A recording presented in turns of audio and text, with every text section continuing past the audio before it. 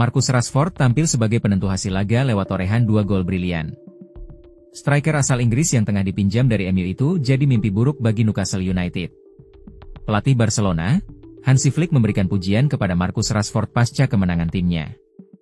Dia menyebut Rashford berhasil menjawab tantangan yang ia berikan sebelum laga, yakni tampil meyakinkan di hadapan publik Inggris. Dikutip dari ESPN, Flick berkata, "Bagi saya ini adalah langkah pertama.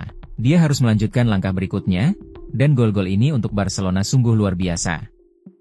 Pelatih asal Jerman itu menilai performa Rashford sesuai ekspektasi.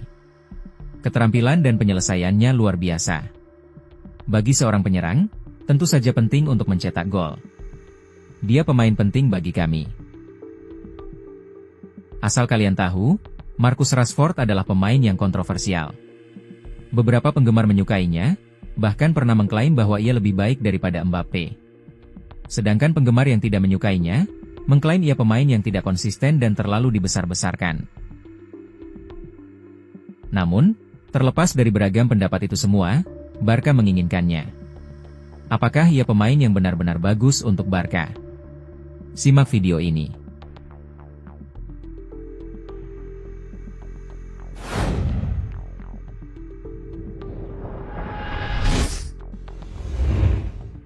Barcelona adalah tim dengan gol terbanyak di Liga Champions dan La Liga musim lalu.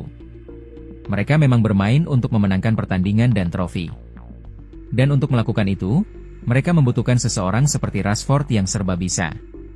Ia bisa bermain di depan jika diperlukan, sekaligus meringankan beban Lewandowski yang menua.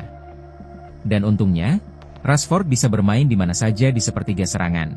Ia bisa dengan mudah terhubung dengan gelandang, dan memiliki kemampuan mencetak gol yang hebat. Hanya saja, ia jauh lebih mematikan di sayap, bisa mengambil alih permainan sendirian, bisa menciptakan momen-momen ajaib, dan kemudian melepaskan tembakan melengkung ke sudut atas gawang. Dia bisa melakukannya dari posisi manapun di lapangan. Meskipun Rashford bisa bermain di mana saja, posisi terbaiknya adalah tetap di sayap kiri.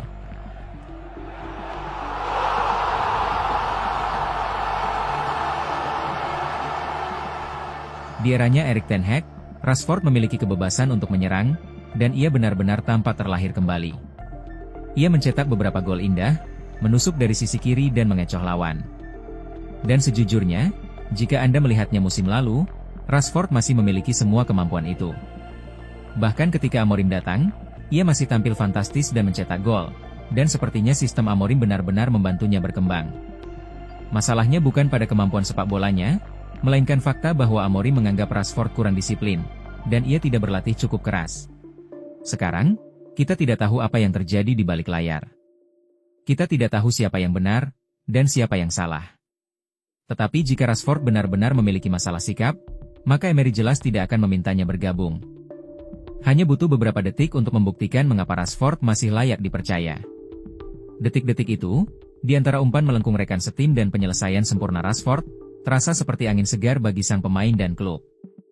Itu adalah gol pertama Rashford untuk Aston Villa, dan itu adalah momen yang mengingatkan semua orang yang menonton bahwa ia masih pemain top. Emery melihat apa yang dilihat Deco, seorang pemain yang punya daya tembak, serta instingnya. Lihatlah golnya melawan Preston. Golnya memang tidak mencolok, namun gol itu seperti gol yang datang dari pengalaman bertahun-tahun bermain di level elit. Dan kemudian melawan PSG, Rashford adalah satu-satunya pemain Villa yang paling berbahaya.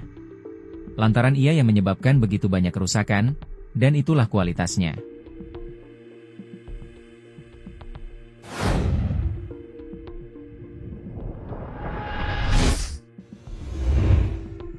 Sebagai pemain serba bisa di bawah Flick, saya tidak melihat ada alasan mengapa Rashford tidak bisa disegarkan. Pelatih Jerman itu punya sentuhan magis. Setiap pemain yang disentuhnya semakin berkembang. Nama-nama seperti Ferran Torres, Eric Garcia, bahkan Lewandowski sempat terlihat habis di Barcelona. Namun ketika Flick datang, ia mengubah mereka semua menjadi bangkit kembali.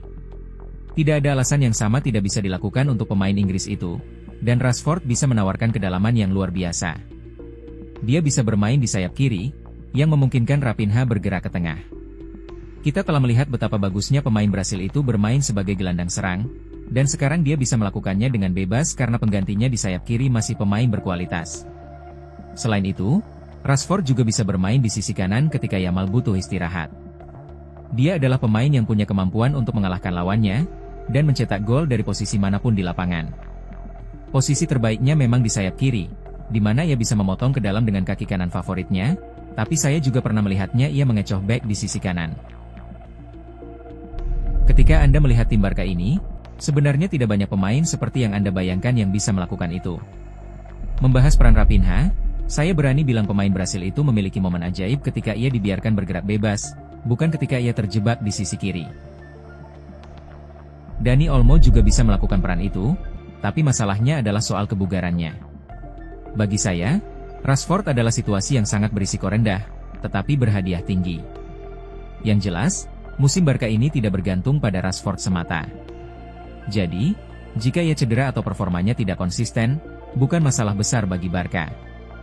Apalagi statusnya yang hanya pinjaman dari United. Yang benar-benar dibutuhkan klub adalah kemampuan untuk mengistirahatkan pemain intinya tanpa mengalami penurunan kualitas. Mereka harus bisa mengistirahatkan Raphinha selama satu pertandingan, dan tidak khawatir kehilangan poin. Dengan padatnya jadwal kompetisi dan cedera yang bisa saja terjadi, merupakan suatu keuntungan untuk bisa memiliki pemain seperti Rashford, karena ia bisa menawarkan energi dan kualitas dari bangku cadangan. Ketika Barca berjuang keras melawan blok-blok rendah La Liga yang mengerikan, pemain seperti Rashford dapat membuka blok-blok tersebut. Baik sebagai starter maupun masuk sebagai pemain pengganti, ia adalah pemain yang dapat menciptakan peluang. Yang harus dilakukan Rashford hanyalah bekerja keras, mendengarkan instruksi Flick, dan melakukan apa yang dikatakannya. Karena kualitas dan kemampuannya ada di sana, satu-satunya pemain yang dapat memaksimalkannya adalah pelatih Jerman itu sendiri.